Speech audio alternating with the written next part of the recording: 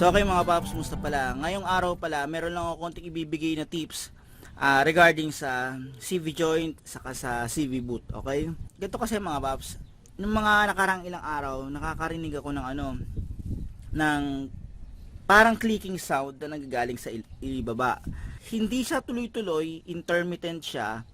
Tapos yun, may tendency na tumutunog siya kapag nililiko ko ng kanan o kaliwa. Yung konting lang, yung kahit konting pihit lang, kahit konting pihit, 'di ba, dumaandar ako, tapos liliko ako ng ganun. May pagkakataon na nakakarinig ako ng click click click click. Yung parang clicking sound na nakatago. Kumbaga, yung clicking sound niya nanggagaling sa labas, sa naririnig ko sa loob. Nakaharang 'to, 'di ba? Nakaharang. Yun yung parang naririnig ko, yung parang click click click. Ngayon, dinigdan ko, nakita ko na yung problema. Mas papakita ko sa inyo dito, pero meron ako isang picture. Mas grabe kasi pinunasan ko na siya. So ito mga paps yung sinasabi ko. So napansin ko na marami ritong na walang grasa. Yan, nakikita nyo, konti pa yan kasi pinunasan ko na siya. Yan. Mas yung una ko nakita, marami talaga siya. Maraming ito, nakapalubot dyan yung grasa. Yan. So nakita nyo mga paps, yung boot, lumabas na din yung grasa. So yun yung dahilan kung bakit ako nakakarinig ng clicking sound na tik tik tik tik tik tik pag nililiko ko yung manibela. Yung grasa nun bawas na. Kaya habang umiikot yung mga bola nun, kumbaga kinukulang na siya sa grasa. Ang gagawin ko ngayon, tatanggalin ko yung buong niyan, tapos i-check ko kung baka mamaya may problema na sa CV joint or kailangan ko lang i-repack or i-regrease. Sana sana repack at regrease lang obra. So ayan mga paps, na luwagan ko na to. Ang gawin yung diskarte, kung halimbawa gagawin nyo to kinabukasan, bugahan nyo na to ng WD-40. Yan, bugahan nyo na yun ng WD-40, tapos gamit kayo ng brush. Maganda kung meron kayong steel brush, tanggalin yung kalawang, tapos yan, babaran yung WD-40. Tapos ito, lagyan nyo rin yan. Ito, tapos meron pa sa ilalim sa yung ball joint sa suspension arm. Lagay nyo rin para madali yung matatanggal. Okay, so ito maluwag na yan. So okay mga paps, yan, natanggal ko na yan. Yan, andun yung bearing. Tapos tie rod, stub link, ayan, tanggal na rin. Yung buong brake caliper, sinabit ko na lang dyan. Yan, baba. So ayan na siya. Ito. Ngayon, kakalasin ko yun nandun. So okay mga paps, ito, tatanggalin ko na to. So sa pagtatanggal ito, gagamit ako ng kabra, yan, para mahila ko to. Yan, pag kasi akong pagkat na hanap na ako maliit na kabra. Di ubra yung kabra, so gagamit ako nito.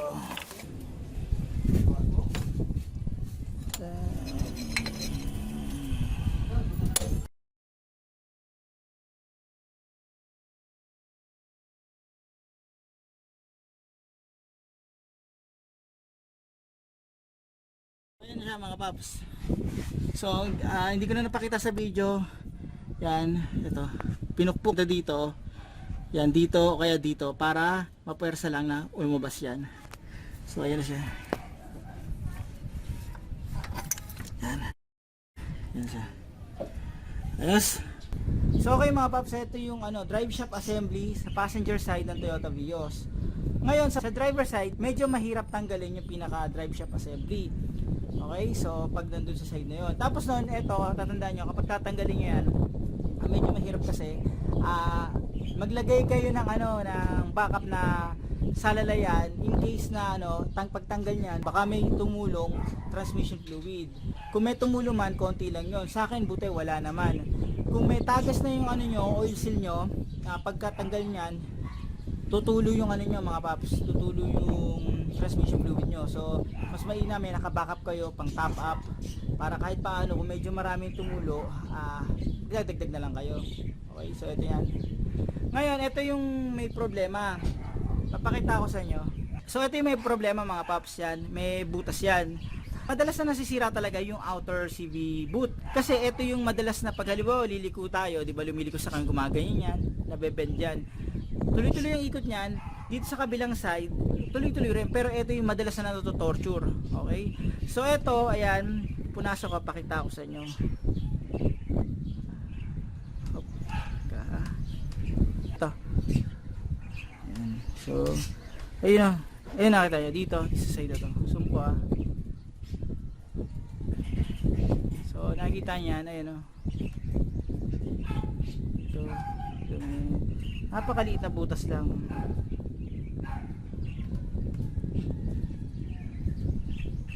Ayun o. Dito sa side na to. Ayun o, maliit lang eh. Dito sa side na to. Okay, so ito baka meron pa rin dito, maliit lang rin dito sa side. Napakaliliit lang, mga hairline lang talaga yung mga yung mga sira niya. Pero hindi ko alam kung gaano na to katagal kasi hindi ko naman to ginawa dati. Ginawa ko yung driver side. So gagawin ko dito mga paps, tatanggalin ko yung mga clamp niya, tapos itatry ko muna siyang i-check, tapos i-re-regrease sa carrier pa ko na lang.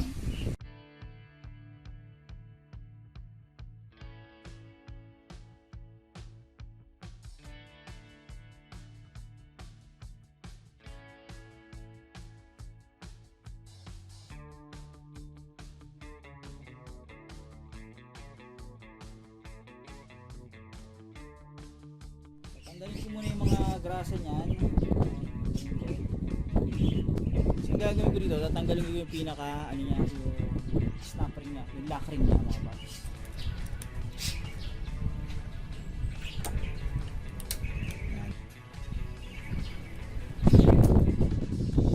Dito dapat rubber mallet gagamitin nyo mga paps.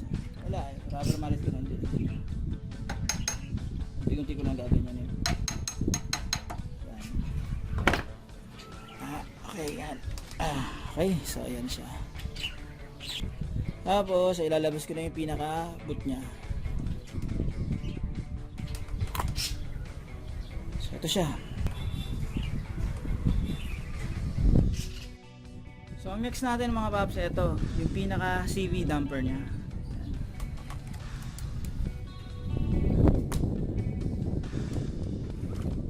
So, susunod ko tatanggalin ito.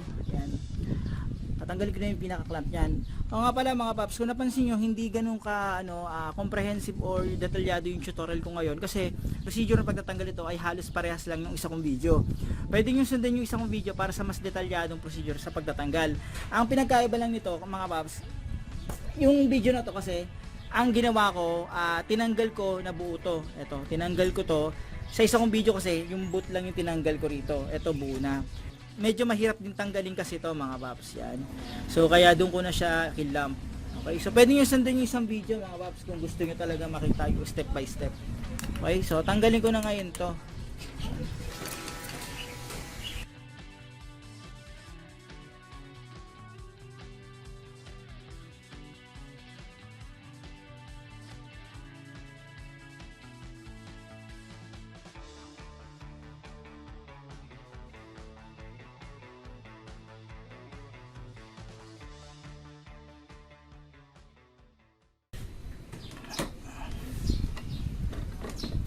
Tanggalin ko na to.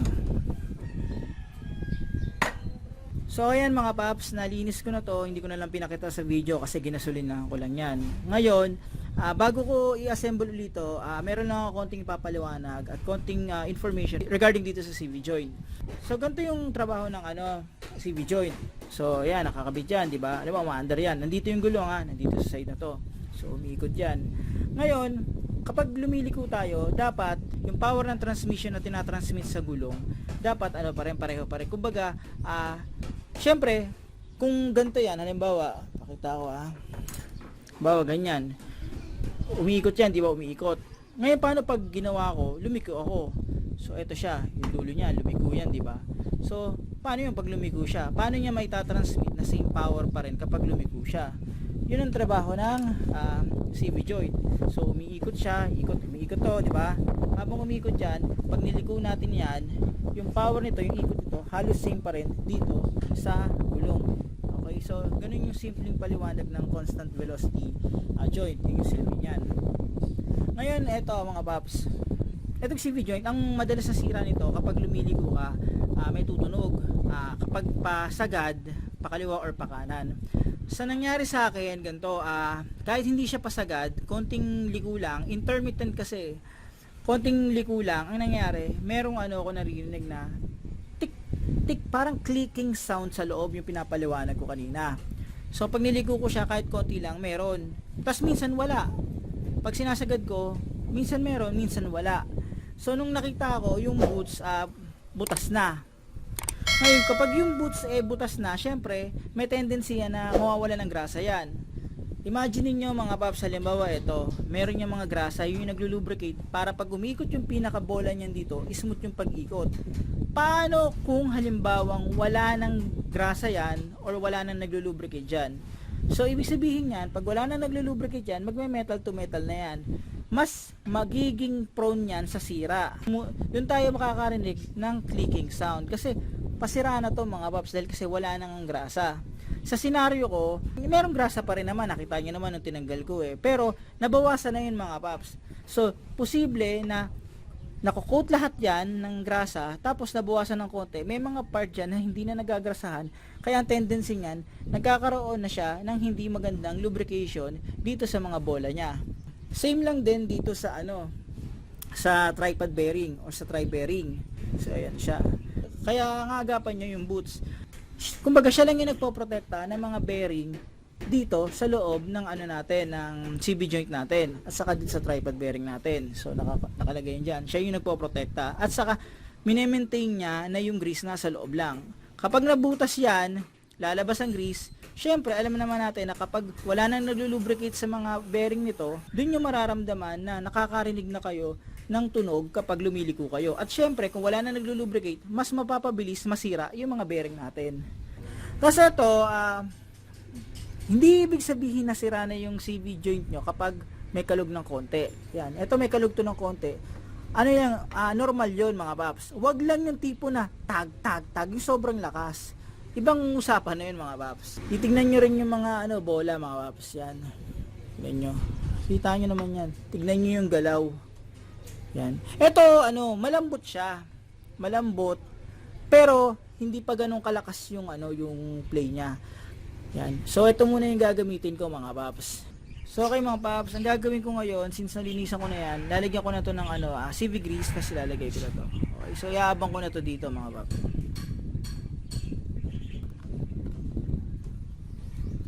Lagyan ko na ito ng CV grease.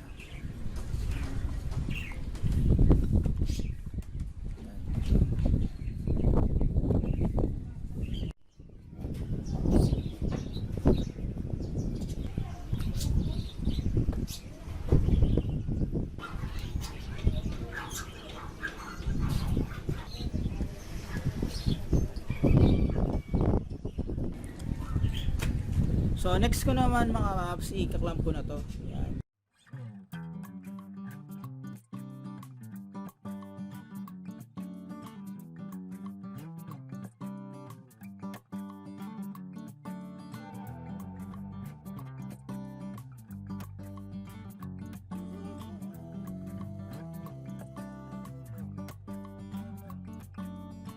So susunod natin mga paps, ito yung pinaka-damper niya. So balik na natin yan. Tapos lalagyan ko na ng clamp to.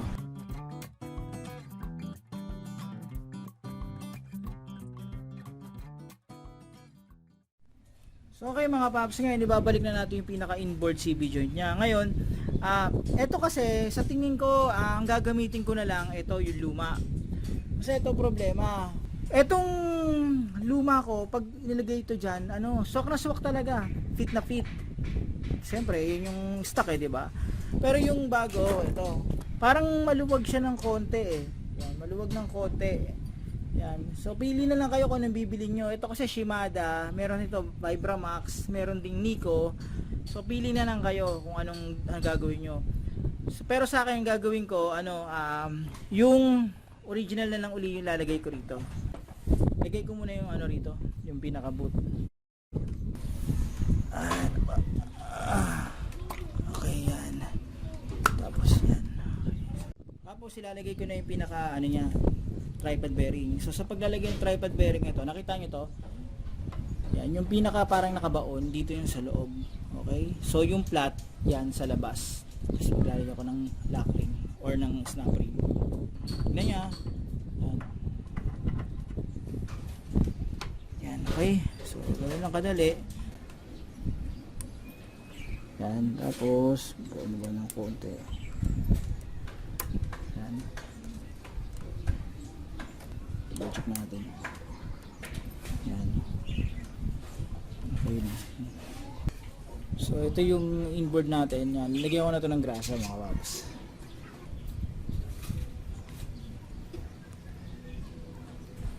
Tapos, ito, ibabalik ko na ito rito.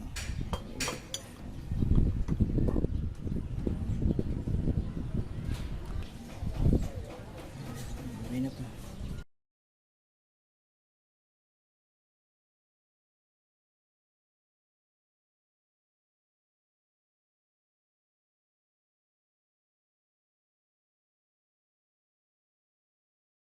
Mga paps, tapos ko na yan. Ngayon, ibabalik ko na uli yan. Isasalpa ko na uli yan. So, yan mga paps, yung pinaka-oil seal nya. So, wala namang sira. Okay? Gagawin, papasok ko na yan. Okay? So, sa pagpasok nito, pakita ko. Kapag isasalpak nito, yan. Dapat, kapag isasalpak nito, base sa repair manual kasi iba ginagawa diskarte pag ganyan. Pero susundin natin yung standard. So pagpapasok natin yan, ganyan. Okay, so nakababa yung gatla na dalawa, nakababa yan. Okay, tapos papasok natin yung pinaka-spline niyan dito sa loob. So sasalpa ko na to mga paps. Ayan. Nakikita nyo yan. Nakikita nyo, medyo mahirap. Ayan.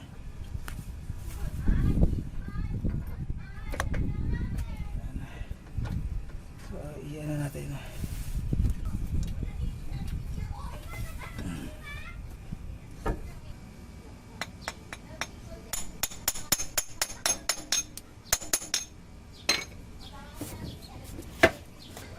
Check natin.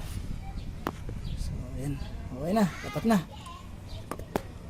Dapat kasi talaga may katulong ka rito pag gagawin mo to.